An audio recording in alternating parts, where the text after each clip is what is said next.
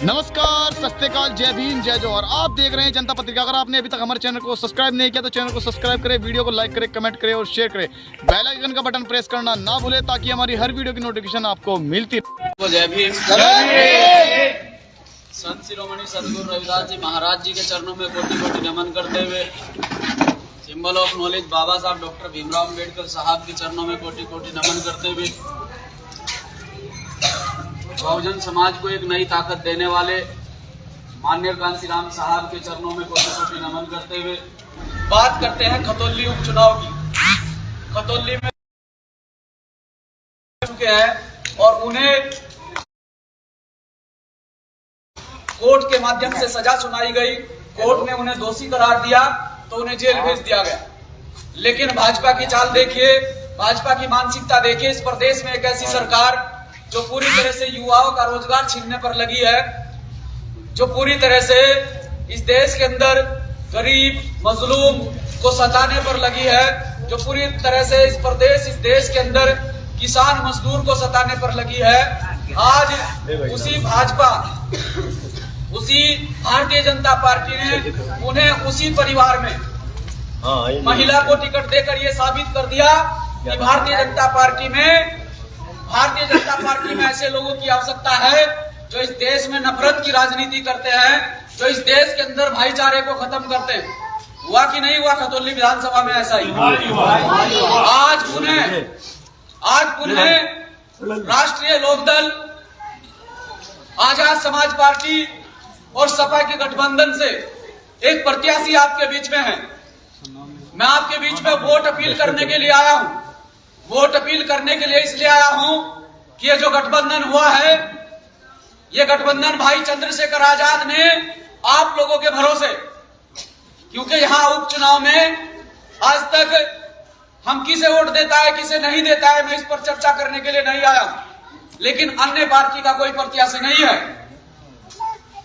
जहां हमारा वोट जाता है कोई प्रत्याशी नहीं है।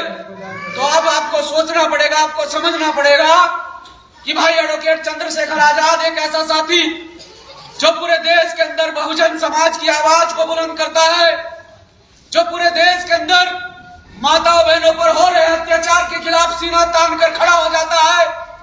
आप लोग ऐसे साथी के साथ जाएंगे या फिर ऐसे लोगों के साथ जाने का काम करेंगे जो आपके बच्चों पर झूठे मुकदमे लगाते हैं? आपके बच्चे अगर रोजगार की मांग करते हैं तो आपके बच्चों पर लाठियां भिजवाते हैं, आपके बच्चों को जेल भिजवाते हैं। आपकी बहन बेटियों के साथ में अगर गलत हो जाता है तो उल्टा मुकदमा आप पर लगवा देते हैं। आप ऐसे लोगों के साथ जाना चाहोगे?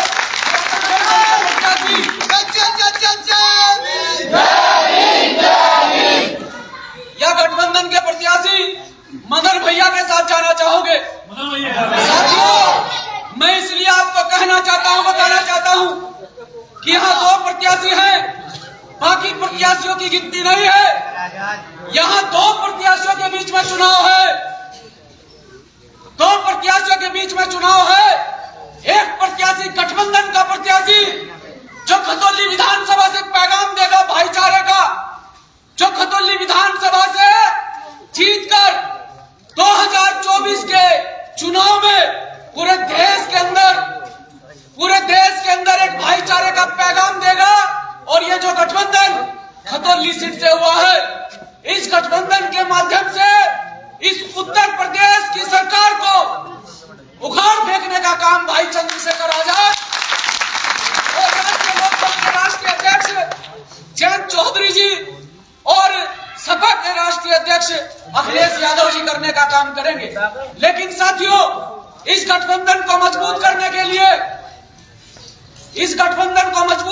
लिए भाई एडवोकेट चंद्रशेखर आजाद को मजबूत करने के लिए मैं आपसे अपील करने के लिए आया हूं कि एक ऐसा युवा साथी जिससे प्रत्येक साथी प्रभावित है, जिसके कार्य को प्रत्येक साथी देखता है, जिसके कार्य की सराहना प्रत्येक गांव, प्रत्येक प्रदेश में होती है। मेरी माताओं बहनों में उसके कार्य की चर्चा होती है। लेकिन ये समाज जो आज इस मंदिर प्रांगण में बैठा है, ये समाज यहां से वचन लेकर जाए, क्योंकि दूसरा प्रत्याशी आपके बीच में नहीं है। ये समाज यहाँ से वचन लेकर जाए कि आपको जिस प्रकार से बदनाम किया जाता है इन लोगों के द्वारा कि ये चमारों की वोट है, इन वोटों को हम दारू में पैसे में खरीद लेंगे। मैं कहता हूँ हरिद्वार की धरती से चलकर आया हूँ कि चमारों की वोट को कोई दारू और पैसे में नहीं खरीद सकता है।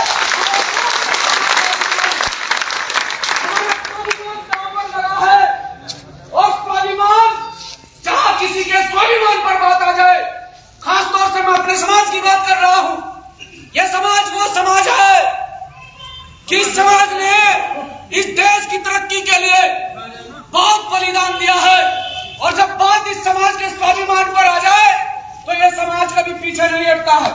आज बात स्वाभिमान की है, बात आपके सम्मान की है, क्योंकि साथियों एक तरफ आपके भाई चंद्रशेखर आजाद आपसे आस लगाए बैठे हैं कि यहाँ खतौली विधानसभा के अंदर मेरा समाज रहता है, और अपने समाज के बलबूते पर आज लोकदल के राष्ट्रीय अध्यक्ष को वादा किया है कि लोकदल का प्रत्याशी, गठबंधन का प्रत्याशी, जिसका चुनाव निशान नल का है, उस प्रत्याशी को यहाँ से जिताकर भेजने का काम करेंगे। क्योंकि हम भारतीय जनता पार्टी को इसलिए पसंद नहीं करते हैं, ये हमारी 2014 की सबसे बड़ी गलती थी कि भारतीय जनता पार्टी को हमारे लोगों ने वोट देने का काम किया, लेकिन भारतीय जनता पार्टी ने सबसे ज्यादा नुकसान हमारे लोगों का करने का काम किया है। देश के अंदर बाबा साहब डॉक्टर अम्बेडकर साहब का लिखा संविधान है, उस संविधान के आधार पर आप लोगों को अधिकार मिले, लेकिन उन अधिकारों को छीनने का काम ये भारतीय जनता पार्टी के लोग करते हैं, भारतीय जनता पार्टी करती है।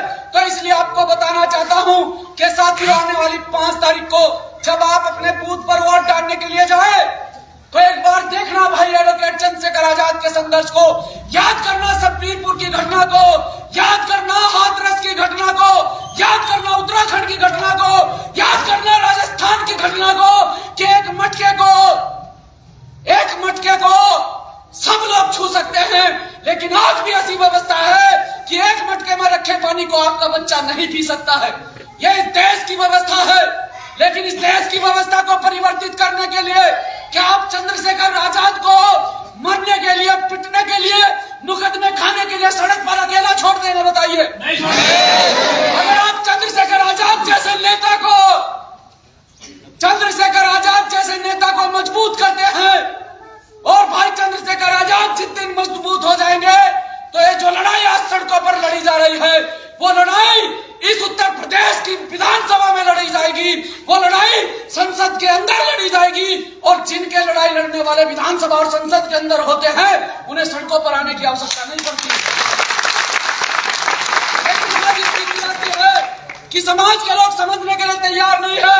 मात्र चंद पैसों में, मात्र कुछ थोड़े से अभाव में, प्रभाव में, या थोड़ी सी दारू में, शराब में अपने वोट का सौदा कर देते हैं।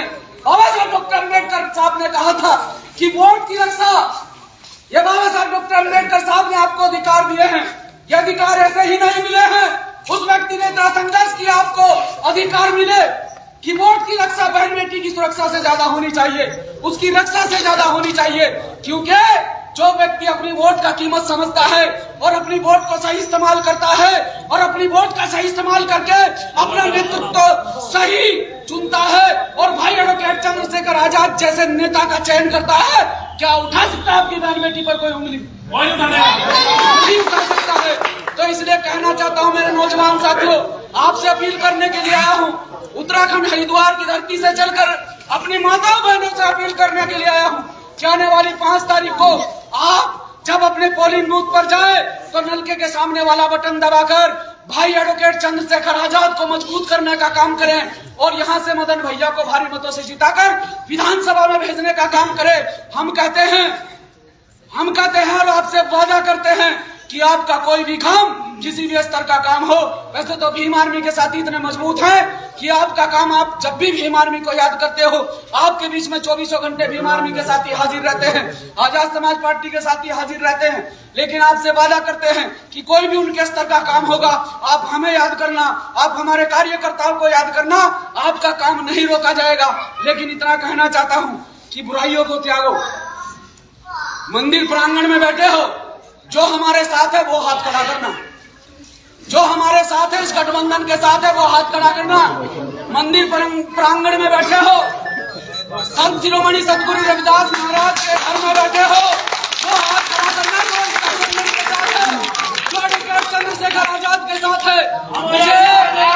मुझे आपसे यही उम्मीद थी और यही अपेक्षा थी, लेकिन बुराइयों को त्यागो, बुराइयों को त्यागो। ये गलियारों में चर्चाएं क्यों होती है? मेरे ही समाज की गलियारों में चर्चाएं क्यों होती है? पिछले 7 साल से मैं भीम आर्मी के माध्यम से प्रचार करता हूँ, भीम आर्मी के माध्यम से अपने लोगों को समझाता हूँ। मैं भी एक पढ़ा लिखा नौजवान आपके बीच में खड़ा हूँ, मैं भी एक पढ़ा लिखा नौजवान आपके बीच में खड़ा हूँ और आपको समझाने का काम करता हूँ कि बुराइयों को त्यागो। क्यों गलियारों में चर्चाएं होती हैं कि चमारों के मोहल्ले में शराब भिजवा देंगे, उनकी वोट खरीद लेंगे। वोट खरीदने वाला हमारा पैदा नहीं हुआ, क्योंकि हमारा वोट बनाने वाला इतना मजबूत था कि उसका कोई बाल बाका नहीं कर पाया। वोट बनाने वाला इतना मजबूत था तो वोट डालने वाला कितना मजबूत होगा? आप लोग बहुत ताकतवर हो, बहुत मजबूत हो, डरने की आवश्यकता नहीं है किसी से डरने की आवश्यकता नहीं है। जब पोलिंग बूथ पर जाए तो बस नलके के सामने वाला बटन दबाए। माँ कहाँ वोट डालेगी? नलके पे। मुझे आपने सुना, आपका बहुत बहुत आभार, धन्यवाद।